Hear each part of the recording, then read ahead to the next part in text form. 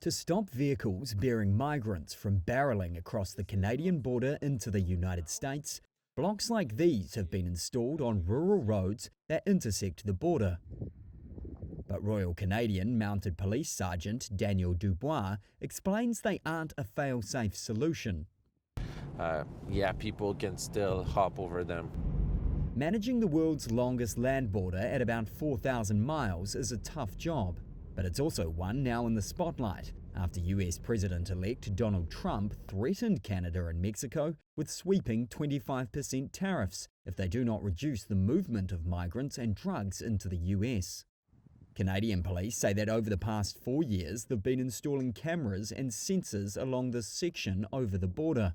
But for us, we typically will not arrest a migrant. But officials like Charles Poirier acknowledge they are limited in what they can do to stop southbound migrants who are typically in Canada legally. Well, here's the thing. They haven't committed an offense until they've crossed into the United States.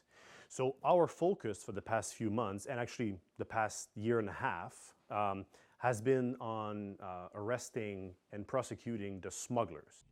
4 migration experts Reuters spoke with were unsure how new border security technology and equipment would prevent crossings. Canadian politicians admit the show of border strength is about creating an impression of security. Push people to cross through. And refugee advocates like Carlos Rojas Salazar argue the restrictions do not deter migrants. When you try to cross a border, the only thing that you do is that you are pushing people to risk it. And you are increasing the royalties that the organized crime are getting. Most migrants at the border are heading from Canada to the US and not the other way around. Canadian authorities caught 1,000 people trying to cross into Canada between formal crossings in the 12 months ending in October, according to data obtained by Reuters. That's compared to more than 23,000 apprehended on the US side by US Customs and Border Patrol. That also represents a tiny fraction of the 1.5 million apprehensions over the same period near the US-Mexico border. American Terry Rowe lives on the New York side of the border.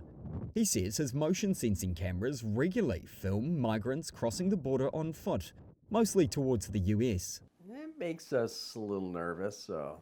Yeah. You know, when it's 70 feet from your bedroom window. I mean, we keep our doors locked. But recently, he has noticed more heading north towards Canadian soil.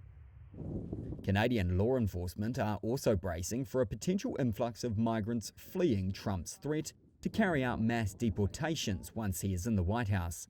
They say they have redeployed officers across the border to try prevent a surge. Fear might drive some people into fleeing the United States and coming to Canada, hoping for a better future. So we had to be ready, and we are ready.